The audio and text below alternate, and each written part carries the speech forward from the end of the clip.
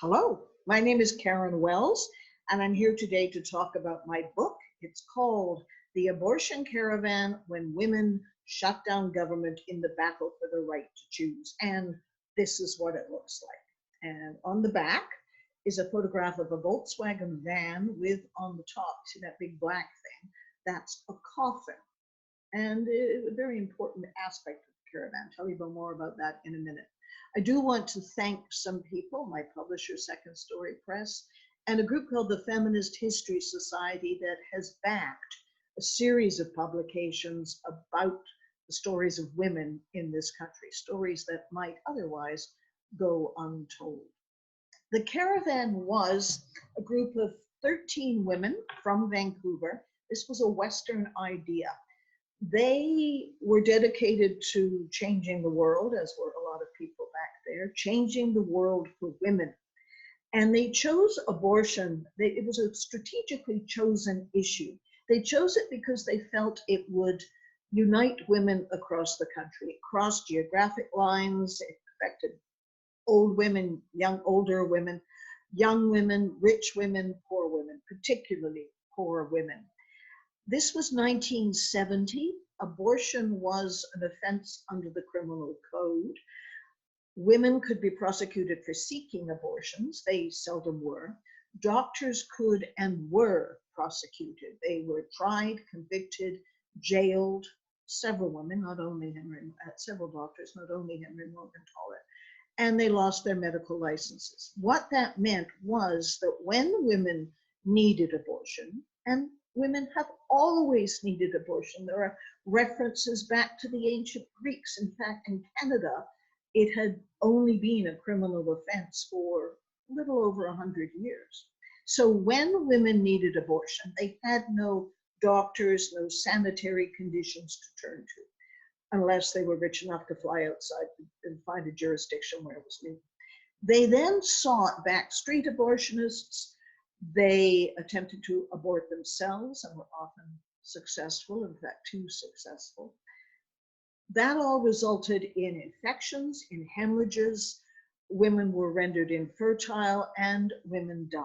The estimate was that between 1,000 and 2,000 women died every year in Canada because of illegal abortions, because abortion was an offense under the criminal code. So that was the reason for the coffin. The coffin became a very potent symbol. It was good branding, we would say now. The women set off from Vancouver. They traveled across the country, stopping at, I think, 10 different places. They slept on hard United Church basement floors. They staged guerrilla theater everywhere they went. They held rallies. They put out the word. They entered every city in a great blaze of noise and whatever, with those loudspeakers blaring. Their objective was to garner attention, to build this grassroots women's network across the country using abortion as the issue. They were like the circus that came to town. When they got to Ottawa, they were 500 strong. They had written demanding a meeting with government. They marched on Parliament Hill. No one from government, which at the time was Pierre Trudeau's Liberal government, which actually had one woman MP, that's it. Government didn't turn up to meet them. They were angry. They went back to the school where they were staying. It was a decommissioned school. They had their sleeping bags laid out on the gymnasium floor, and they hatched a plot. The meeting went on to create this plot about 16 hours. There were several hundred women. They decided by consensus that what they would do was they would invade the galleries of the House of Commons. To do that, they needed to get passes. You could only get in if you had a pass from a member of Parliament. They stole passes. They had other friends who worked on the Hill. They forged MPs' signatures, and they got themselves in. They then chained themselves to their chairs. They started a speech loudly. And when one woman had the chains uncut and was removed by a security guard, another woman took up the speech. And it went on and on and on. And they were so good at it, they were so loud, and they went on for so long that eventually the Speaker of the House had to shut down the session of government. It had never happened before, and I don't think it's happened since. The goal was to get abortion into the national consciousness, in the spotlight. They demanded attention, they got attention. The next day, they were on the front pages of every newspaper in the country. It's a grand tale of a lot that happened along the way. And there's my other thanks, please, to the women who spoke to me. There are more than 40 of them, who told me very personal stories, who lent me photographs, who let me read those diaries. They were a grand bunch of women. They were all quite different, and that was one of the things that interested me and that I talk about in the book, why they did this. So I'd like to read a bit from the book, and we'll start from, if you like, the innocence of the departure. They were the army of the willing, a ragtag army that shifted and changed as it went. They were not chosen for their individual talents or abilities, nor for their political point of view. They were not chosen at all, nor did they really know each other. Some had never met before the morning they left. Betsy Medley, whose idea this had been, had never met Charlotte Bedard, who drove the truck. In fact, Charlotte Bedard didn't know anyone in the group. Paulette Malot, the woman who kept a journal, had flown in from Halifax a few days earlier. Word had gone out across the country that the Abortion Caravan was leaving at the end of April, and they were looking for volunteers. I was like the new kid, she said. I didn't have a big role. I just tagged along. Colette Malot had come to Vancouver because her Halifax boyfriend, an American draft dodger, thought it might sharpen her political edge. It did, and her political edge stayed with her forever. The boyfriend did not. Mary Matheson was there because her childhood friend Marcy Cohen had invited her. Some were broadening their political horizons. For others, it began as a bit of a lark. Margot Dunn, who came from Montreal, was a graduate student in English at Simon Fraser University and unapologetically joined the caravan on a whim. I didn't plan my life back then, she said. Then there was the woman with a guitar. There was always someone with a guitar in the late 60s. She came for the adventure. So did the poet Gwen Hauser. She'd been part of a women's poetry circle at UBC.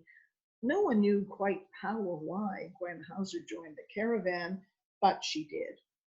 Then there were the politically committed women like Dawn Carroll and Marcy Cohen and Ellen Woodsworth.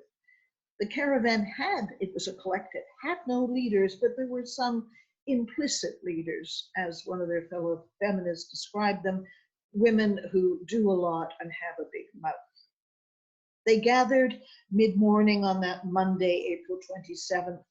There were introductions and hugs, and they gradually found their way to the convertible, the van, and the truck. Margot Dunn wondered whether she brought the right clothes. Gwen Hauser had hardly brought any clothes at all. Someone said, "Oh God, I forgot my toothpaste." Another person said, "You can borrow mine." And on they went. They stowed their little suitcases, their knapsacks, and their duffel bags. Then they found room for everything else. The guerrilla theater costumes, their banners, and the pamphlets they were going to sell along the way.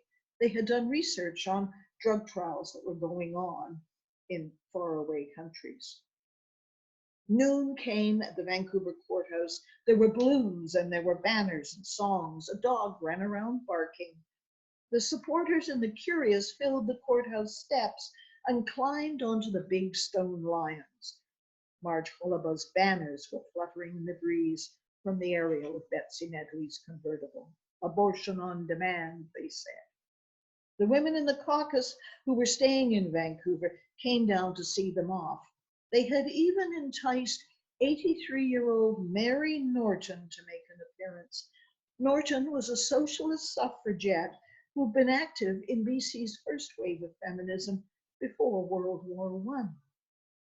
The women were sitting in their cars with Betsy Medley at the wheel of the convertible, Charlotte nervous among all these women she'd never met before at the truck. and Kathy Walker in command of the Volkswagen van. Then came Mary True's speech, their statement of purpose. She stood front and center, her wispy blonde hair blowing in the wind, with a megaphone in her hand. The Vancouver Women's Caucus is leaving today on this abortion cavalcade and joining with women all across Canada to demand the removal of abortion from the criminal code. The megaphone made her sound shrill and a little noisy and a little nasal, but her voice could be heard across the courthouse lawn. To make abortion, free abortion, available to all women. There was applause and more singing. True scuttered across the courthouse lawn and found her place in Charlotte Bedard's truck. Looking back, they seemed so unprepared. There were caravan women who had never been outside BC. Not many of them knew how to drive. Very few knew the names of the organizers who would find places for them to sleep and organize the rallies across the country. They knew they were going to Ottawa, but they didn't know how to get there, and they didn't know what they were going to do when they arrived. It would be one step at a time. As Ellen Wordsworth put it, we knew we were transforming something, but we had no idea what was going to happen once we got to Ottawa. That night, CBC News reported there are a number of slogans on one of the vehicles carrying the protesters to Ottawa, most of them dealing with abortion, but there is one which has no apparent connection to the campaign.